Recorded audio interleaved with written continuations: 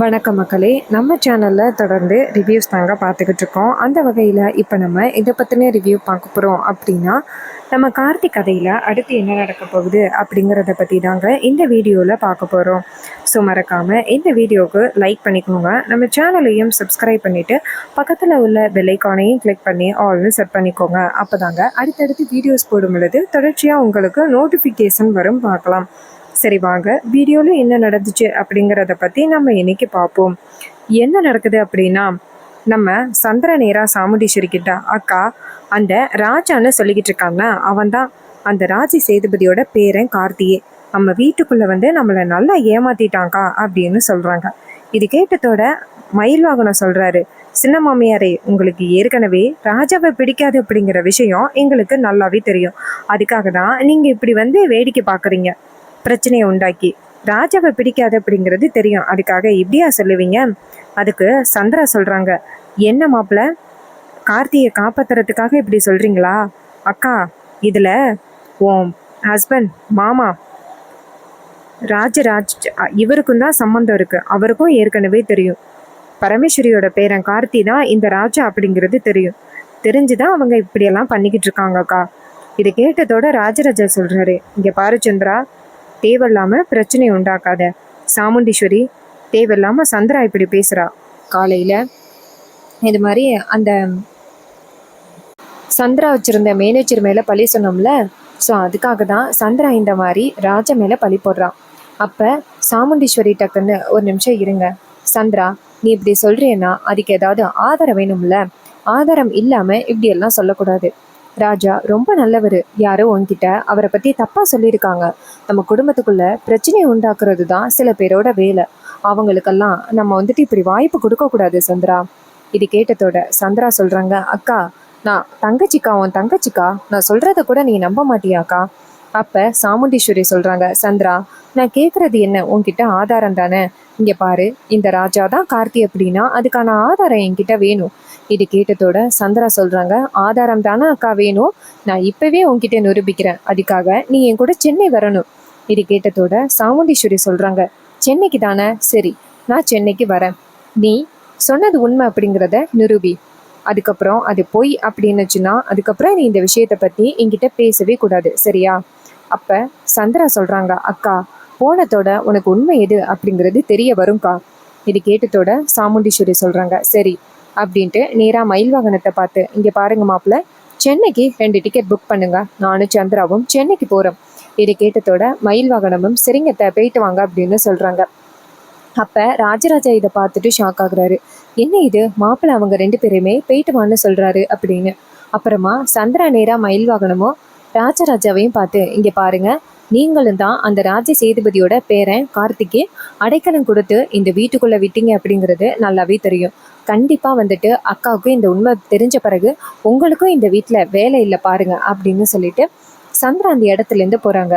அப்போ நம்ம ரேவதி இங்கேருந்து வந்துட்டு ராஜராஜாவை பார்த்து, அப்பா ராஜ சேதுபதியோட பேரனா, தாத்தாவோட பேரனா இந்த வீட்டில் இருந்தது? அப்போ ராஜராஜா சொல்கிறாரு, அம்மாடி, அந்த சந்திரா ஏதோ பொய் சொல்லிக்கிட்டு இருக்கா, அவள் சொல்கிறது எல்லாம் நீ பெருசாக எடுத்துக்க வேணாம். இது கேட்டதோட நம்ம ரேவதியும் சரிப்பா அப்படின்னு சொல்கிறாங்க. அப்போ தான் நம்ம ரேவதிக்கு ஒரு யோசனை. ஒரு நாள் ஆதார் கார்டில் கார்த்திகேயன் அப்படின்னு சொன்னார்ல, ஒருவேளை இவர் தான் அந்த ராஜாவோட பேரனும் அப்படின்னு ரேவதிக்கு சந்தேகம் வருது. இன்னொரு பக்கம் நம்ம ராஜராஜாவும் மயில் வாகனமும் மாடிக்கு போகிறாங்க. ராஜராஜா சொல்கிறாரு, மாப்பிள்ள, இந்த விஷயத்தை பற்றி இப்போவே நம்ம கார்த்திக்கிட்ட சொல்லணும், அவர் ஏதாவது ரெடி பண்ணுவார் அப்படின்னு சொல்லிட்டு நேராக கார்த்திக்கு ஃபோன் பண்ணுறாங்க. கார்த்தி ஃபோன் அட்டன் பண்ணி சொல்லுங்க அப்படின்னு சொன்னதோட மயில் வாகனம் விவரத்தை சொல்கிறாரு. இது கேட்டதோட கார்த்தி ஷாக் ஆகுறாரு. மயில் வாகனம் சொல்கிறாரு, இங்கே பாரு கார்த்தி, இந்த விஷயத்தை பற்றி மட்டும் அத்தைக்கு தெரிய வந்துச்சு, ரேவதியோட வாழ்க்கை அப்படின்னு கூட பார்க்க மாட்டாங்க, உன்னை கண்டிப்பாக இந்த வீட்டை விட்டு துரத்துறதுக்கு தான் பார்ப்பாங்க. அத்தை என்ன தெரியுமா நினைப்பாங்க, நீ இந்த வீட்டுக்குள்ளே திட்டம் போட்டு வந்திருக்க, திட்டம் போட்டு தான் இதெல்லாம் பண்ணியிருக்கன்னு நினைப்பாங்க.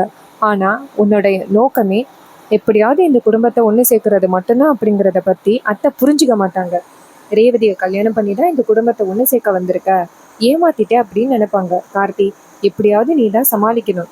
இது கேட்டதோட கார்த்தி சொல்கிறாரு, சரி நான் பார்த்துக்கிறேன் அப்படின்னு சொல்லிட்டு ஃபோனை கட் பண்ணுறாரு. நேராக நம்ம ராஜா இருக்காருல்ல, கார்த்தியோட ஃப்ரெண்டு, அவருக்கு ஃபோன் பண்ணுறாரு. ராஜா ஃபோன் அட்டன் பண்ணி, சொல்லு கார்த்தி, அப்ப கார்த்தி சொல்றாரு, ராஜா இப்ப நீ ஆடியோ கம்பெனில தானே இருக்க? ராஜா சொல்றாரு, ஆமா கார்த்தி, ஆடியோ கம்பெனில தான் இருக்கேன்.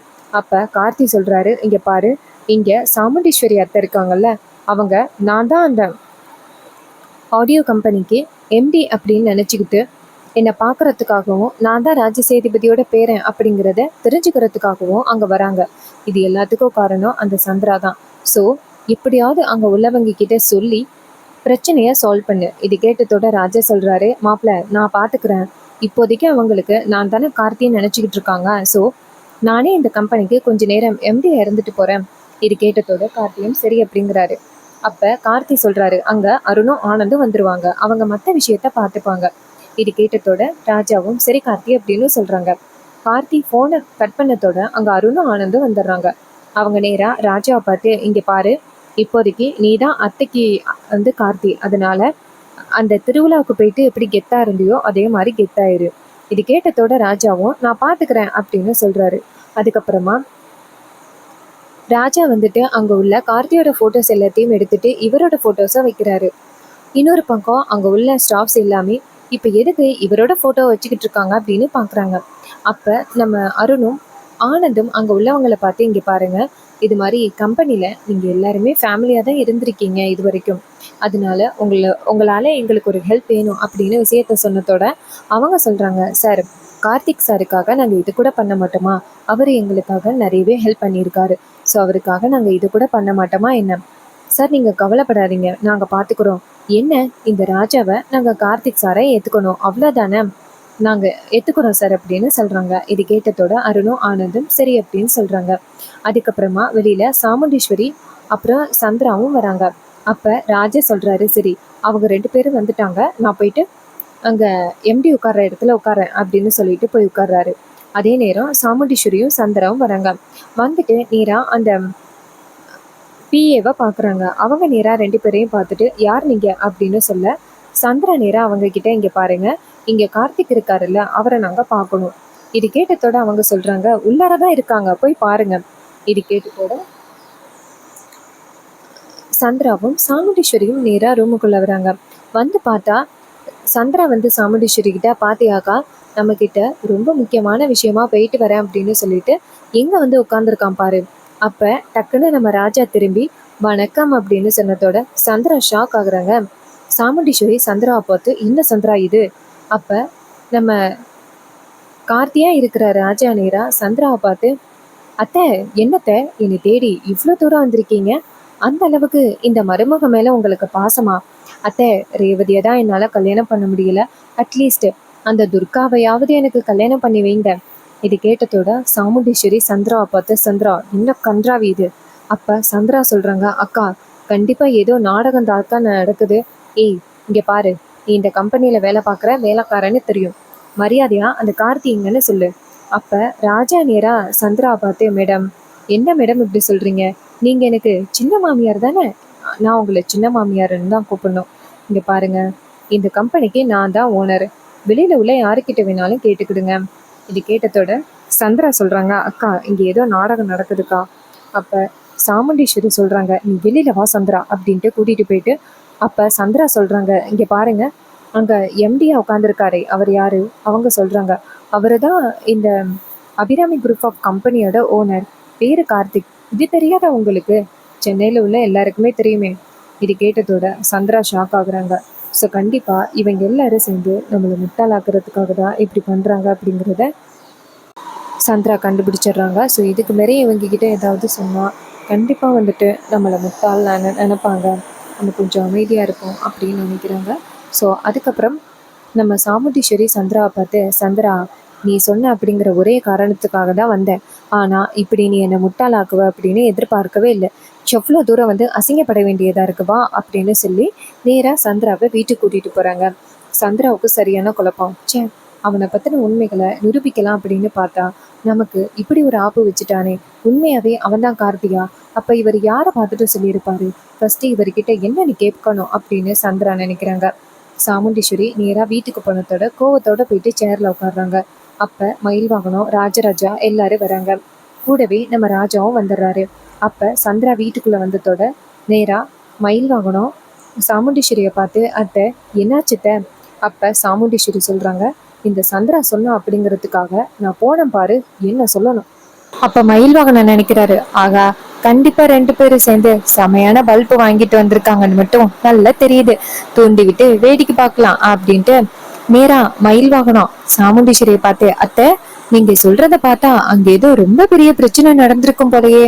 அப்ப சாமுண்டீஸ்வரி சொல்றாங்க, ஆமா மாப்பிள்ள, சந்திரா சொன்னா அப்படிங்கறதுக்காக நான் ராஜா மாப்பிள்ள மேல சந்தேகப்பட்டு அந்த ஆபீஸ்க்கு போனது எனக்கு ரொம்ப பெரிய தப்பாகிருச்சு. ராஜா மாப்பிள்ள எவ்வளவு நல்லவரு, அவரை போய் சந்தேகப்பட்டு நான் இவ்வளவு தூரம் போனேனே அப்படின்னு எனக்கு ரொம்ப வேதனையா இருக்கு மாப்பிள்ள அப்படின்னு சொல்றாங்க. இது கேட்டதோட மயில்வாகனம் சொல்றாரு, அத்தை அப்படி என்ன ஆச்சுத்த அப்படின்னு கேக்குறாங்க. அதுக்கு சாமுண்டீஸ்வரி சொல்றாங்க, நான் இந்த சந்திரா சொன்ன மாதிரியே அங்க போனேன். அங்க இந்த ராஜா இருப்பாரு அப்படின்னு சந்திரா கூட்டிட்டு போனா. ஆனா அங்க இருந்தது யாரு தெரியுமா? அந்த ராஜ சேதுபதியோட பேரன் கார்த்தி தான் இருந்தான். இந்த சந்திரா சொன்னா அப்படிங்கிறதுக்காக நான் இவ்வளவு தூரம் என் மாப்பிள்ள ராஜா மேல சந்தேகப்பட்டு போனது ரொம்ப தப்பு அப்படின்னு சொல்லி சாமுண்டீஸ்வரி வேதனைப்படுறாங்க. அப்பதான் மயில்வாகனம் சொல்றாரு, பாத்தியா ஈஸ்வரி, நான் அப்பவே சொன்னல தேவையில்லாம மாப்பிள்ள மேல சந்தேகப்படாத அப்படின்னு. அப்பவே நான் சொன்னேன், கொஞ்சமாவது கேட்டியா? இப்ப இது ராஜா மாப்பிள்ளைக்கு தெரிஞ்சா எவ்வளவு வேதனைப்படுவாரு. ஏன் ஈஸ்வரி இப்படி பண்ற? அப்ப கார்த்தி அந்த இடத்துக்கு வராரு. வந்ததோட சாமுண்டீஸ்வரி மயில் வாகனத்தை பார்த்து, இங்க பாருங்க, இந்த விஷயத்த பத்தி நான் மாப்பிள்ளை கிட்ட கண்டிப்பா சொல்லி ஆகணும், அவர்கிட்ட கண்டிப்பா மன்னிப்பு கேட்டே ஆகணும். அப்ப மயில் வாகனம் சொல்றாரு, பரவாயில்ல விடு ஈஸ்வரி. அப்ப ஈஸ்வரி சொல்றாங்க, இல்லங்க நான் கேட்டே ஆகணும். அப்ப சந்திரா சொல்றாங்க, அக்கா நீ இவன் கிட்ட மன்னிப்பு கேட்கணும் அப்படின்னு அவசியமே கிடையாது, அவன் தான் கார்த்தி. அப்ப சாமுண்டீஸ்வரி சந்திரா பார்த்து, சந்திரா போது நிறுத்து, இதுக்கு மேலேயும் உன்னோட உளறல்களை என்னால கேட்க முடியாது, நான் மாப்பிள்ளை கிட்ட மன்னிப்பு கேட்டே ஆவேன் அப்படின்ட்டு நேரா கார்த்திய பார்த்து, ராஜா மாப்பிள்ளை என்ன மன்னிச்சிருங்க அப்படின்னு சொல்ல கார்த்தி கேக்குறாரு, அத்தை இப்ப எதுக்கத்தை என்கிட்ட மன்னிப்பு கேக்குறீங்க? சாமுண்டீஸ்வரி சொல்றாங்க, இல்ல மாப்பிள்ள, நீங்க தான் அந்த ராஜா சேதுபதியோட பேரை அப்படின்னு இந்த சந்திரா சொன்னா, அத போய் நான் நம்பி சென்னைக்கு போயிட்டு நீங்க தான் ராஜ சேதுபதியோட பேரனா அப்படின்னு கன்ஃபார்ம் பண்றதுக்காக போயிட்டேன். மாப்பிள்ள என்ன மன்னிச்சிருங்க, உங்க மேல நான் சந்தேகப்பட்டிருக்கவே கூடாது, நீங்க நம்பிக்கைக்கு உகந்தவர், உங்க மேல நான் எந்த அளவுக்கு நம்பிக்கை வச்சிருந்தேன், நீங்களும் என் மேல அந்த அளவுக்கு மரியாதை வச்சிருந்தீங்க. ஆனா அந்த மரியாதைக்கே பங்கம் வர மாதிரி நான் இப்படி பண்ணிட்டேன், என்ன மன்னிச்சிருங்க மாப்பிள்ள அப்படின்னு சொன்னதோட கார்த்தி நேரா மயில் வாகனத்தை பாக்குறாங்க. மயில் வாகனம் ராஜராஜட்ட அத்தை இப்படி பேசுறத பார்த்து ஒருவேளை கார்த்தி குற்ற உணர்ச்சியால உண்மையை சொல்லிடுவாரோ. மயில் வாகனம் சொல்றாரு, மாப்பிள்ள இப்போதைக்கு கார்த்தி மாப்பிள்ள உண்மையை சொல்லாம இருக்கிறது தான் நல்லது, ஒருவேளை அவர் உண்மையை சொன்னா கண்டிப்பா ரொம்ப பெரிய பிரச்சனை ஆகிடும், இதனால நம்ம ரொம்ப பெரிய பிரச்சனைய சந்திக்கிற மாதிரி ஆகிடும். இது கேட்டதோட மயில்வாங்கன சொல்றாரு, ஆமா மாமா, இப்போதைக்கு கார்த்தி எதுவும் உண்மையை சொல்லாம இருக்கிறது நல்லது அப்படின்னு.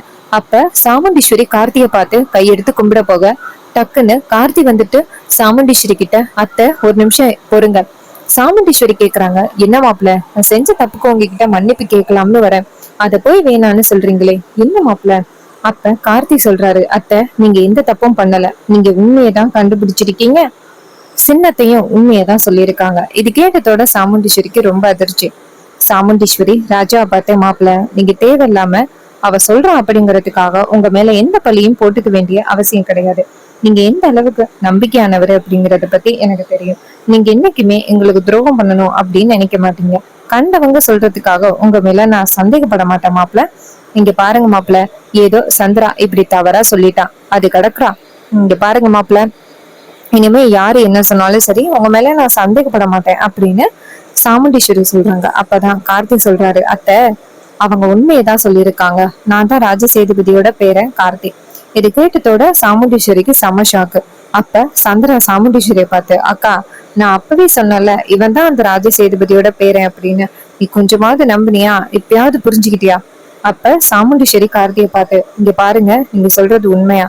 அப்ப கார்த்தி சொல்றாரு, ஆமா நான் தான் ராஜ சேதுபதியோட பேரன், இந்த குடும்பத்தை ஒண்ணு சேர்க்கறதுக்காக தான் இந்த வீட்டுக்குள்ள வந்தேன், ஆனா சூழ்நிலையாலதான் உங்க பொண்ணை கல்யாணம் பண்ற மாதிரி ஆகிருச்சு, அதுவும் நான் ரேவதியை கல்யாணம் பண்ணணும் அப்படின்னு ஒரு துளி அளவு கூட யோசிக்கவே இல்லை, நீங்க தான் ரேவதி எனக்கு கல்யாணம் பண்ணி வச்சீங்க. இது கேட்டதோட சாமுண்டீஸ்வரிக்கு பேரதிர்ச்சி ஆகுது. இங்க பாரு ராஜா, நீ சொல்றது மட்டும் உண்மையா இருந்துச்சுன்னா கண்டிப்பா நான் உன்னை சும்மா விட மாட்டேன். கார்த்தி சொல்றாரு, அத்தை நான் சொல்றது எல்லாமே 100க்கு 100 உண்மை, நான் இந்த வீட்டுக்குள்ள வந்ததே குடும்பத்தை ஒண்ணு சேர்க்கறதுக்காக தான். நான் தான் ராஜசேதுபதியோட பேரன்.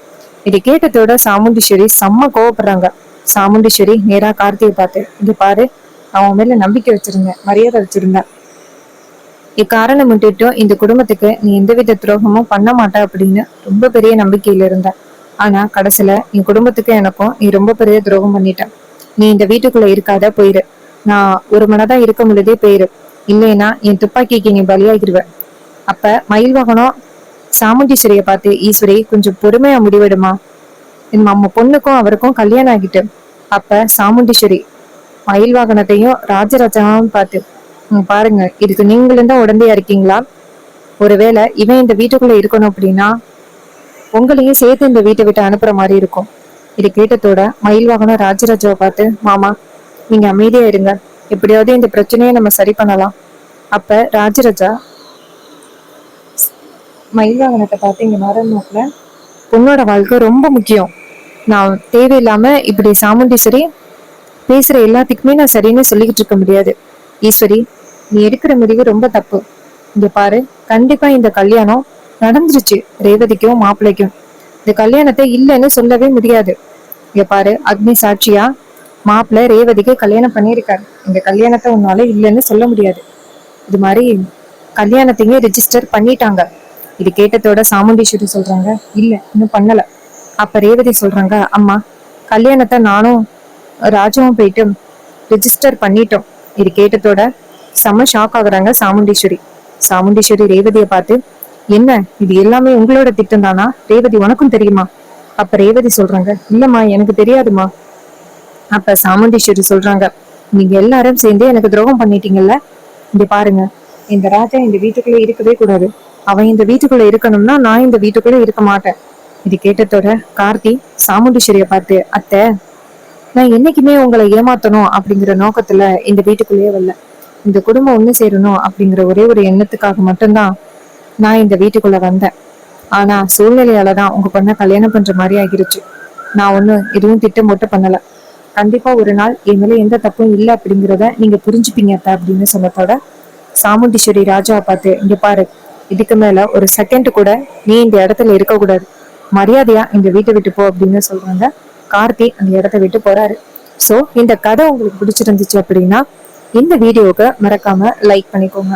நம்ம சேனலையும் சப்ஸ்கிரைப் பண்ணிட்டு பக்கத்துல உள்ள பெல் ஐக்கானையும் கிளிக் பண்ணி ஆல்ல செட் பண்ணிக்கோங்க. அப்பதாங்க அடுத்தடுத்து வீடியோஸ் போடும் பொழுது தொடர்ச்சியா உங்களுக்கு நோட்டிபிகேஷன் வரும்.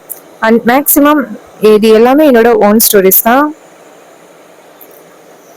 ஓன் ஸ்டோரிஸ் ஏன் ஷேர் பண்றேன் அப்படின்னா, கதை இந்த மாதிரி இருந்தா நல்லா இருக்கும் அப்படின்னு என்னோட ஓன் நேரேஷன்ல தான் இந்த வீடியோஸ் போடுறேன். பிடிச்சிருந்தா லைக் பண்ணுங்க, பிடிக்கலன்னா கமெண்ட் பண்ணுங்க, சேனலை தொடர்ந்து வாட்ச் பண்ணுங்க. தேங்க்ஸ் ஃபார் வாட்சிங்.